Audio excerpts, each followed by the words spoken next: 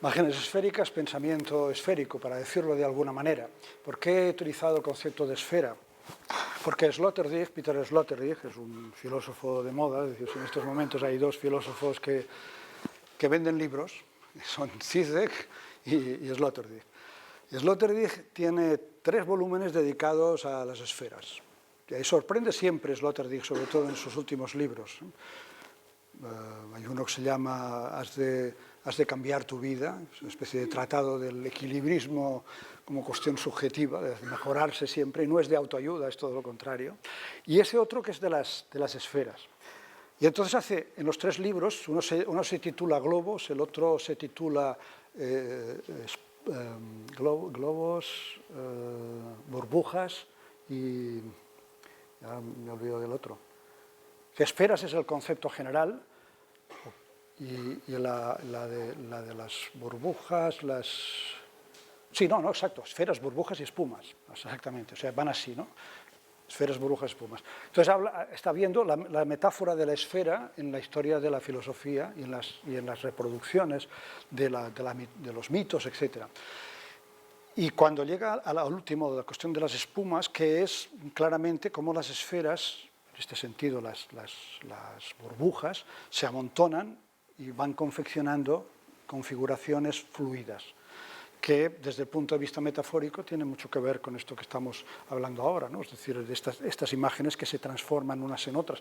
Pero también si lo miramos desde el nuevo tipo de imágenes en 3 dimensiones, de la realidad virtual, en las que yo introduciría también la realidad aumentada, aunque es algo distinto, ¿no? Introduciría también los hologramas. Es decir, todo en el nuevo paradigma. Parece que la realidad virtual está siendo más evolucionada en este sentido, pero hay que ver que en los años 90 la realidad virtual ya se presentó como una nueva forma que iba a revolucionarlo todo, y en realidad han pasado bastantes años y no lo ha hecho. Ahora es más fácil, las gafas son mucho más llevables, podemos decir, y por lo tanto todo va a ser un poco más asequible. Pero yo introduciría las otras gafas, que son las que se superponen a la propia realidad, y la posibilidad que ya existe, porque se ha realizado, de hacer hologramas. Hay una compañía de teatro canadiense muy, muy interesante, que se llama Le Vieux Pilot, que funciona en base a hologramas proyectados sobre la escena. De manera que la escena se combina de actores y actrices en la escena y los decorados normales y holografías colocadas ahí encima. Y el resultado es espectacular, ¿no? Porque claro, con la holografía pueden hacer cosas que el teatro no puede hacer con respecto a las transformaciones de las imágenes, etc. Entonces, obras clásicas presentadas así son extraordinarias. Por lo tanto, el concepto de esfera, en este sentido, de espacio esférico, espacio en el que te puedes incluir tú dentro, me parecía muy productivo, ¿no? Y por eso yo lo he adoptado para llamar de imágenes esféricas, aunque no serían necesariamente todas esféricas. Pero si lo pensamos desde el punto de vista de lo que os decía antes, de el mundo visual en contraposición al campo visual, pues sí, porque si el mundo visual es el mundo en el que estamos inmersos, ¿no? Que la pintura intentaba expresarlo a su manera, es decir, con esas distorsiones de las imágenes, pues un poco es eso, ¿no? Estamos inmersos en el mundo, nos podemos girar a un lado y otro, y aunque llevemos las gafas Google de la realidad aumentada, también estamos realmente viendo el espacio alrededor, con otros aditamentos. Y los hologramas, si colocamos un holograma aquí proyectado, pues podemos dar vueltas alrededor como si fuera una escultura. Por lo tanto, digamos, también tienen ese concepto de esfericidad en él, que habría que desarrollarlo más, por supuesto. Y el pensamiento esférico, eso es algo que estoy en ello estos días. Pensamiento esférico querría decir no pensamiento lineal, sino un pensamiento alrededor. Es decir, no mirar y focalizar algo, sino tener en cuenta todo lo que puede haber de idea alrededor. No dejar esta idea al lado porque cojo esta, sino tener en cuenta las dos, y yo colocado en medio. ¿Entendéis? Claro, esto con una web en 3D, una web 3D, o con un web documental en 3D, como lo que estáis haciendo, es perfecto, porque ahí, en las 4 paredes esas, yo puedo poner diferentes ideas o diferentes momentos. Por lo tanto, estoy patrocinando un pensamiento esférico, un pensamiento que no mira solamente adelante, como ha mirado el pensamiento hasta ahora y como ha mirado la reproducción, porque la perspectiva desarrolló un tipo de espacio que era espectatorial, podríamos decir, ¿no? Como os he dicho antes, el espectador delante del cuadro. y no puede vencer esa distancia, porque si la vence el cuadro pierde su ilusión. Entonces esta situación del espectador delante del cuadro, y normalmente un espectador, porque solamente un espectador puede estar en el lugar adecuado. Si está más al lado o a otro, ya se distorsiona la imagen. Por tanto, esta inmovilidad del espectador ligado a la representación, de una imagen que además es transparente, se rompe en el momento en que tienes la posibilidad de mirar a todos los lados. Bueno, esa posición del espectador con respecto al cuadro se reproduce en la propia forma de ver la realidad y la propia forma de pensar la realidad. O sea, siempre pensar la realidad como un objeto a una cierta distancia, ¿no? La ciencia ha eliminado el sujeto, ha colocado el objeto allá y lo estudia a distancia. Supuestamente, hoy hay todo lo demás, pero supuestamente es así. Y por lo tanto no se inmiscuye nunca con aquello, y aquello es siempre una unidad que no puede ser disgregada.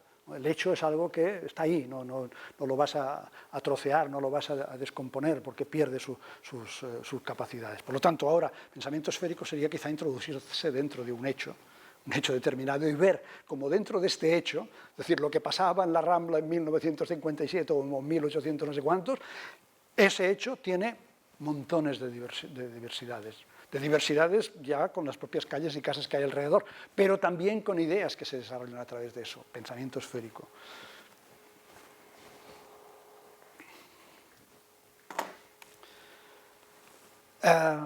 Tenemos demasiado tiempo de irnos a Deleuze, pero los dos libros que tiene Deleuze sobre imagen-tiempo y imagen-movimiento son pasos necesarios para llegar a estos conceptos. Son un tanto difíciles, yo lo entiendo, pero cuando él habla de imagen-tiempo, imagen-movimiento, imagen-cristal, está rompiendo de alguna manera con esa inercia de considerar que el tiempo es un añadido de la imagen porque la imagen dura en el cine, o que el movimiento es una cuestión natural porque las imágenes se mueven. O sea, está elaborando otro concepto. Le dice, imagen-movimiento son imágenes en las que la acción hace que haya diferentes imágenes una detrás de otra. Por ejemplo, el montaje, ¿no? A través de una acción determinada.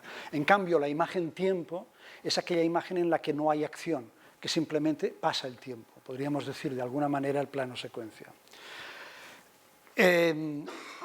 Eso tiene que ver con Bergson, las lecciones de cine. ¿De dónde salieron estos dos libros? Son de unas lecciones que él dio y que están publicadas también por la editorial Cactus en Argentina, y él ahí estudia claramente eso de Bergson.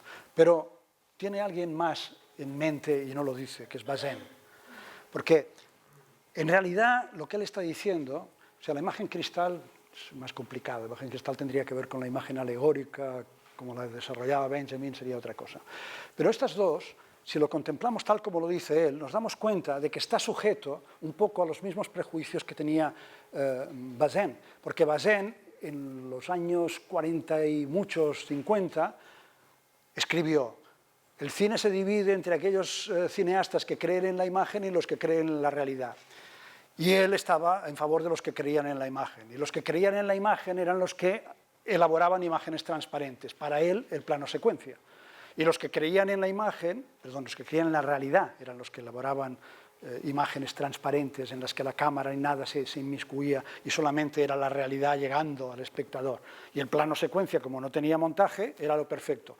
Los cineastas que creían en la imagen eran Murnau, Eisenstein, etcétera, que utilizaban o bien imágenes que con la iluminación estaban distorsionadas, etcétera, o montaje, que supuestamente encamina al espectador para que vea algo determinado y no la realidad tal cual es. Como siempre, volvemos otra vez, el análisis está muy bien, el diagnóstico no tanto, porque en realidad el plano secuencia, si vemos en lo que se ha convertido, nos damos cuenta de que no es en absoluto un plano transparente. Si habéis visto Bergman de Iñárritu, veis claramente que el plano secuencia es algo mucho más. Las películas, sí, ahora no se me ocurren, pero se me sale el nombre del... Me ha perdido la energía ya, del director griego muerto, del viaje de Ulises, Angelopoulos. Los planos secuencia de Angelopoulos son verdaderas esculturas del tiempo, como decía Tarkovsky, ¿no?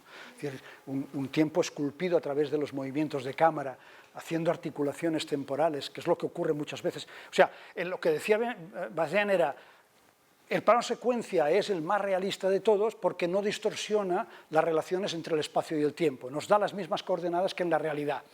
Sí y no. En el plano secuencia de su época, del cine realista, o las tomas largas de su época, sí, pero luego esto ha ido evolucionando de manera que muchas veces dentro del plano secuencia hay tiempos diversos. En Iñárritu, en Bergman está, o sea, de pronto en la misma escena, sin corte, se pasa de un tiempo a otro. Que me parece que es lo más efectivo, es utilizar el plano secuencia como ese movimiento retórico que puede conectar momentos diversos, no necesariamente simplemente darnos de forma extendida y un tiempo que transcurre esa imagen. Pero entonces, Deleuze dice, la imagen movimiento llega hasta la Segunda Guerra Mundial, la imagen tiempo aparece después de la Segunda Guerra Mundial, exactamente lo mismo que dice Bazin con respecto a esos tipos de cineastas. Para Bazin también el cine que se basa en la imagen aparece hasta la Segunda Guerra Mundial y es después de la Segunda Guerra Mundial con el plano secuencia, el neorrealismo, etcétera, que aparece este otro nuevo tipo de cine. Por lo tanto, digamos que Deleuze y Bazin de alguna manera están conectados, pero los dos son, vamos a ver, yo estoy haciendo esta crítica desde mi punto de vista y desde la perspectiva que nos da el tiempo y cómo ha evolucionado el cine. Eso no quiere decir que no sean efectivos, son dos pensadores que hay que pasar por ellos, pero también debemos relativizar muchas veces una actitud antivisual, que es lo que en el fondo ocurre, ¿no? Cuando en realidad, digamos, imagen-tiempo sería no una imagen del tiempo, sino una imagen que no interfiere en el transcurso del tiempo. Bueno, sí, y lo otro también. Dice Sloterdijk, y es muy interesante en su libro, que se impone en estos momentos una teoría de los lugares, de las situaciones, de las inmersiones, una teoría de las atmósferas incluso, ¿no? Y él dice que, algo muy interesante, lo dice también en otro libro, se llama Temblores desde el aire, me parece, y dice que por primera vez la humanidad fue consciente de la atmósfera en la Primera Guerra Mundial cuando se empezaron a utilizar gases. O sea, por primera vez los contendientes, sobre todo los alemanes, fabricaron gases tóxicos y lo lanzaron contra las trincheras enemigas. Entonces, de pronto, el aire que todo el mundo había dado por supuesto, como el aire que respiramos, nadie se preocupa de si hay aire aquí o no. De pronto, el aire se convertía en algo material y viciado, no se podía respirar. O sea, esas nubes tóxicas que aparecían en el horizonte, se iban acercando hacia las trincheras, eran letales y solidificaban el aire. Es decir, que en ese momento aparece una teoría, digamos, del ambiente. Y claro, evidentemente, ahora con la ecología y con nuevas ideas sobre el cambio climático, etcétera, somos muy conscientes de esos cambios, de esas atmósferas, de esos ambientes. Y él habla entonces de los ambientes artificiales, de la teoría de esos ambientes. No está hablando de las imágenes en 3 dimensiones, pero es que debería hablar, porque si hay una teoría de esas imágenes, de esos ambientes, surge de ahí. Claro, para hacer eso deberíamos regresar a la idea de, por ejemplo, los ambientes estructurales de los edificios, ¿no? Cómo se ambientan, cómo se decoran, ¿no? La decoración, esta misma sala, que es una decoración pues, del siglo XIX, pseudomodernista, todo el edificio es modernista, ¿no? Hay una teoría detrás de ello. Edgar Allan Poe, el escritor de novelas de terror, tiene un tratado de la decoración. Y él habla incluso de confeccionar los poemas a partir de ese ambiente, digamos, de la teoría de la decoración. Por lo tanto, y eso nos lleva a la puesta en escena, evidentemente, y la composición de las imágenes en las puestas en escena, en las escenas teatrales también. Digamos que surge algo nuevo, pero nos obliga a ir para atrás y a dar importancia a cosas que eran muy especializadas y que quedaban simplemente para los técnicos, ¿no? Y ahora lo podemos ver desde otro punto de vista. Pero lo interesante es esa teoría de Uexküll. Uexküll es un biólogo estonio-alemán, en realidad Estonia en ese momento formaba parte y utilizaban la lengua alemana, que en principios de siglo, hasta los años 20 o así, desarrolla una teoría que era una teoría ecológica, que, digamos, se olvidó, y como ha ocurrido con Barbour y ha ocurrido con Cassirer, etc., ahora de pronto la recuperamos, y la recupera Sloterdijk, ¿no? Pero no solamente Sloterdijk, sino que el mismo Deleuze, en 1000 mesetas, también recurre a Uexküll. Claro, Uexküll desarrollaba esta teoría de los ambientes. Decía, Uexküll, que creemos, él hablaba de los animales básicamente, no tanto de los seres humanos, decía, creemos que los animales y los insectos viven todos en el mismo mundo, y no es verdad, cada cual vive en su mundo determinado, en su nicho ecológico. Decía, por ejemplo, en un prado sería un ambiente, hay hormigas, hay mariposas, hay pájaros y hay incluso seres humanos. Todos no están viviendo en el mismo mundo, porque para una mariposa lo que tiene importancia ya son las flores, lo demás como si no existiera. Para una hormiga lo que tiene importancia a lo mejor son el tallo de las flores porque se encarama por ellos, o el suelo, lo demás no tiene importancia. Para un ser humano hay más cosas ahí, evidentemente, se hable mucho más del aspecto, pero no tiene nada que ver con lo que puede tener de interés por aquel prado un buey que se va a comer la hierba. Entonces él desarrollaba este concepto de los mundos de percepción dentro del ambiente general. Y se puede adjudicar también al ser humano. Todos nosotros vivimos, de alguna manera, los ambientes a nuestra manera. No de forma tan mecánica como un insecto, pero sí todos nos hacemos nuestro mundo, interpretamos la realidad desde nuestro punto de vista y estamos en esta clase, pero cada uno de nosotros tiene sus propias memorias, tiene su propia manera de entenderlo y la propia manera de comunicarse con lo que estoy diciendo. Y ya no digamos si participa en algún juego o en alguna cosa, etc. Y bueno, digamos que la cuestión es que el sujeto tenía, según Uexküll, un mundo de la percepción y un mundo de la acción, ya que a través de la percepción y la acción componía ese nicho ecológico, los animales y también el mundo. Es decir, que dentro de un ambiente había este mundo vivido que a través de los actos de percibir y de actuar confecciona el mundo. Fijaros, si es de percibir y actuar, y volvemos otra vez a los videojuegos, volvemos otra vez a las imágenes esféricas, ¿qué hacemos allá nosotros en estos momentos? Yo introduzco el elemento de pensar, pero de momento nadie piensa, o por lo menos no piensa de la forma que se supone que es pensar, que es detenerse a pensar, piensa cómo actúa. Pero esas dos cosas están presentes, es decir, ver y actuar. Veo una puerta y la abro, veo unas imágenes ahí y las clico. Veo al avatar corriendo y me sale el enemigo con la pistola y disparo. Es decir, que las imágenes actuales inmersivas tienen algo de esa ecología de la imagen, o de esa ecología del mundo que Uexküll estaba planteando. Claro, hay que actualizarlo. No podemos simplemente coger las ideas de alguien que escribía en los años 20 del pasado siglo y decir automáticamente esto sirve para ello. Es cuestión de coger las ideas generales y ver cómo se aplican en la actualidad. Claro, es mucho más complejo lo que está diciendo Uexküll y sus complejidades a través de lo que dicen Deleuze y Guattari en 1000 mesetas o lo que dice Sloterdijk en sus libros, podríamos componer una teoría de los espacios ambientales, esa teoría que reclama Sloterdijk, ¿no? ¿Qué hacemos con estos nuevos espacios inmersivos? ¿Qué puede haber ahí dentro? ¿Qué pueden desarrollar con respecto a nuestra subjetividad y a la objetividad de la propia realidad que entra allá? En realidad, nos podríamos retrotraer al propio cine, porque el cine, como lo hemos visto siempre de forma lineal, entendemos que los planos están colocados uno detrás de otro y que por lo tanto los vemos de forma sucesiva. Pero esto en el cine de ficción, ese cine, digamos, parateatral, es engañoso, porque es aplicar la imaginación lingüística a algo que no lo es en principio, ¿no? O sea, la lengua se desarrolla a través de palabras, ¿no? Y sílabas que componen palabras, palabras que componen frases y que se van desarrollando linealmente. Entonces, como la mayoría de teóricos en una época determinada estaban influidos por la lingüística era la disciplina académica durante prácticamente más de la mitad del siglo XX, el cine se examinaba como eso, los planos son las palabras que colocamos una detrás de otra y por lo tanto componemos una especie de frase a través de los planos.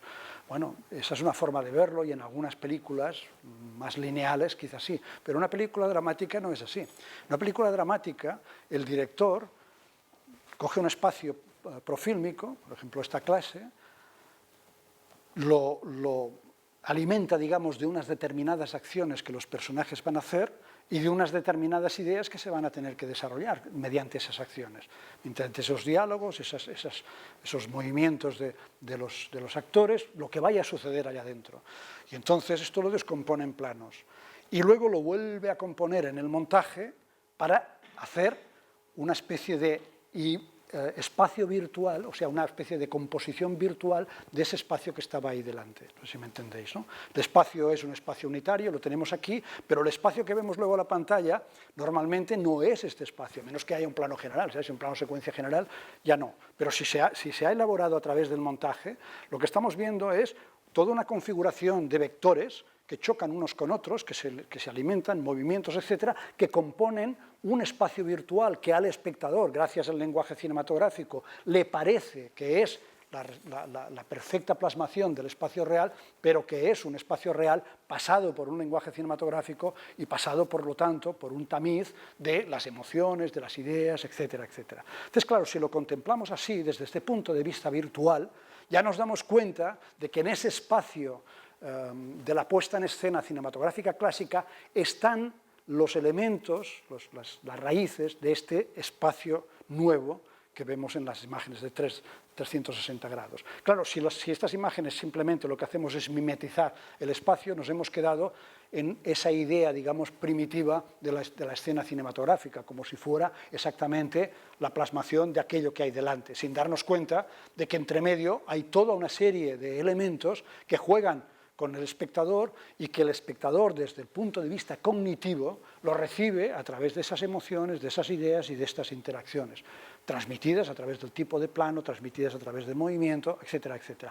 Pero es un espacio virtual, tanto no está tan lejos el espacio de 360 grados, entendido de forma dinámica y entendido de forma crítica, podríamos decir, del espacio del cine. Esto es una curiosidad, pero estamos elaborando este concepto de las nuevas escenas, etcétera, y ahí tenemos una puesta en escena de la famosa Ariane Mouchkine, que es la directora del Teatro du Soleil, no confundir con el Cirque du Soleil, con el Circo du Soleil, el Teatro du Soleil, un grupo de teatro de París, de Francia, de un gran prestigio. Y en una de sus puestas en escena, Les Éphémères, fijaros cómo desarrollaba la escena, o cómo desarrollaba las escenas.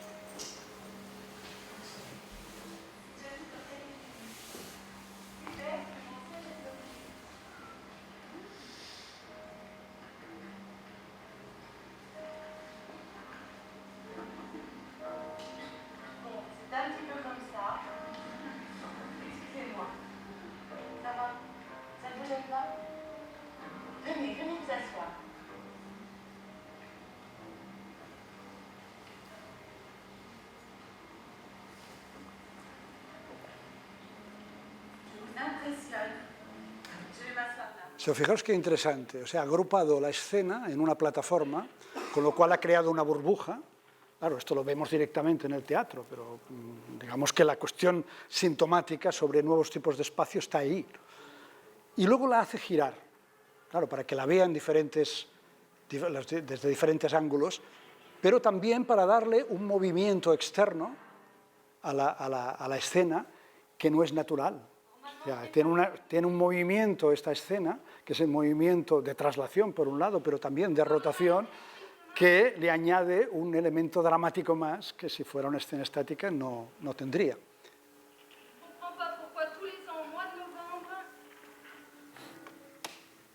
O sea, vemos indicios, ¿no? Indicios de una nueva estética. No sé si habéis visto nunca este proyecto de HBO. HBO desarrolló este proyecto de serie de televisión como un cubo, que es también muy interesante, os lo paso un momento.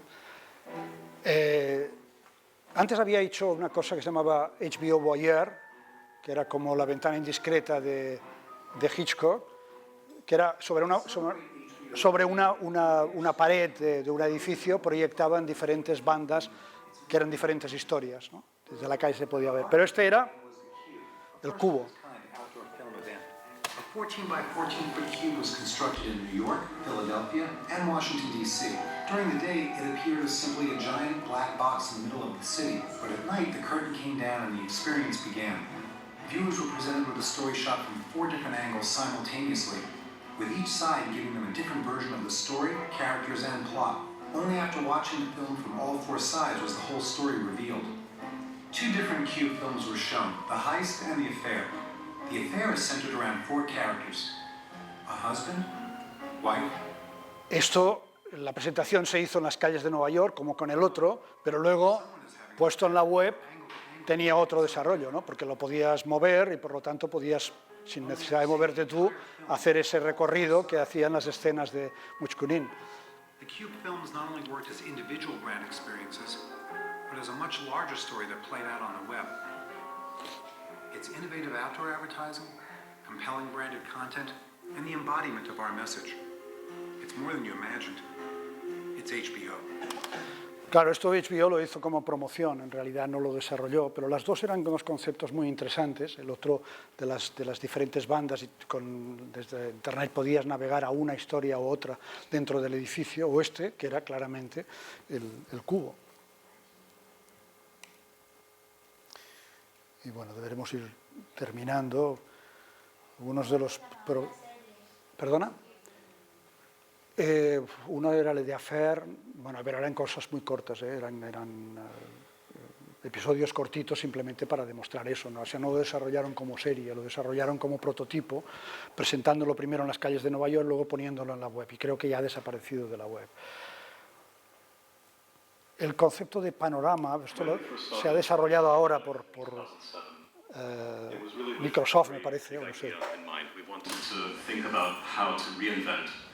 The whole enterprise of photography for ordinary people. And in particular, we were thinking about how we might do that using the tools of computer vision and augmented reality. And what I'm showing you here now is the Photosynth app, but it's now integrated into the next version of Windows, which is something that I'm very proud of. And it's one of the things that makes it really fun for me to be working at Microsoft, because when we do things, it's possible for them to really reach a very wide audience, much more than if we were just releasing apps into an app store somewhere. So those capabilities are now in the camera itself, and this is the result, full spherical capture.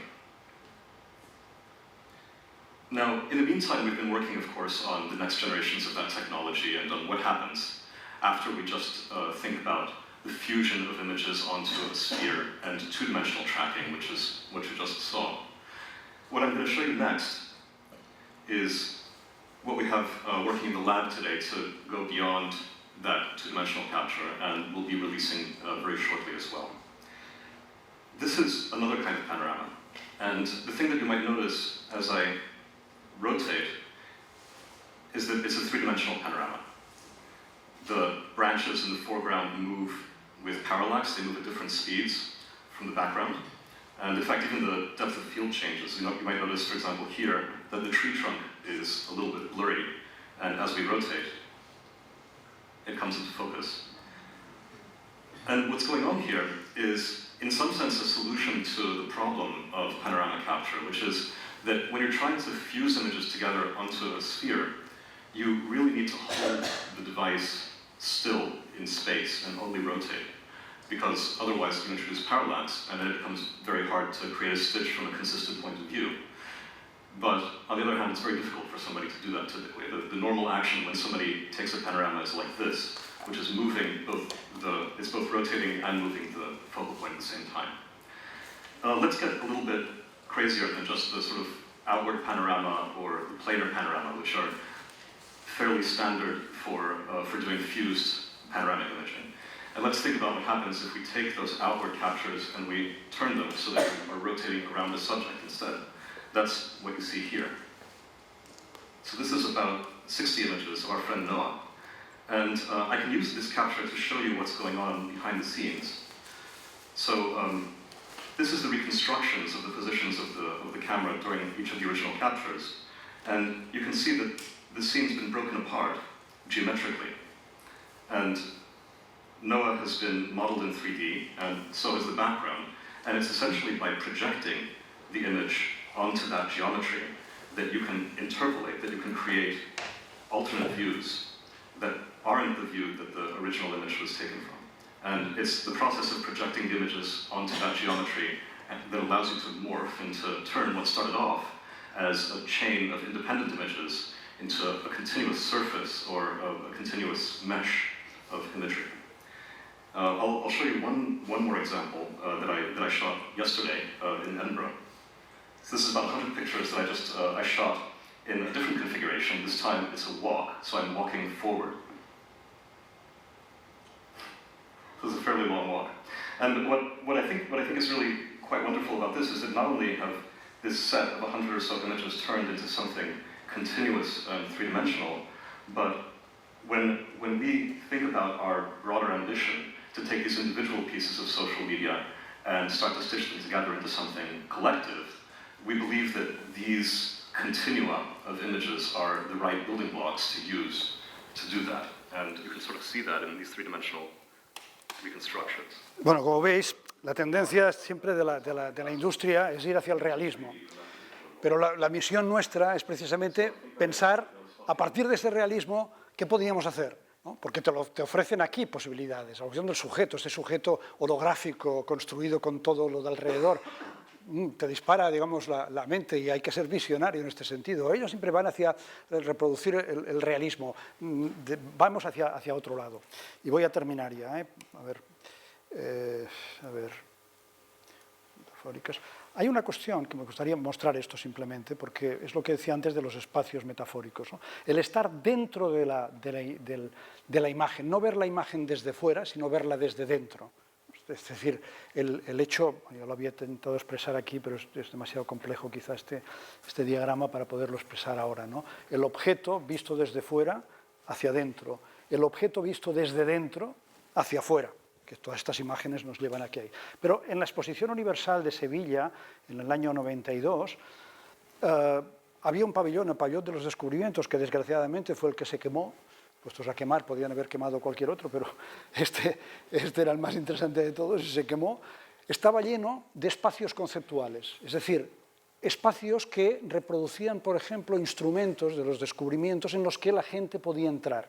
Espacios que reproducían, era como si el objeto, en lugar de verlo desde fuera, como lo ves siempre, te pudieras meter dentro de él, ¿no? Por lo tanto, el espacio era un espacio conceptual, era un espacio metafórico, a través de los diferentes elementos, nos han quedado simplemente estas figuras, a veces estos elementos, era como también en los parques temáticos muchas veces ocurre. El parque temático sería otro elemento, los centros comerciales sería otro que tendríamos que poner en esta historia.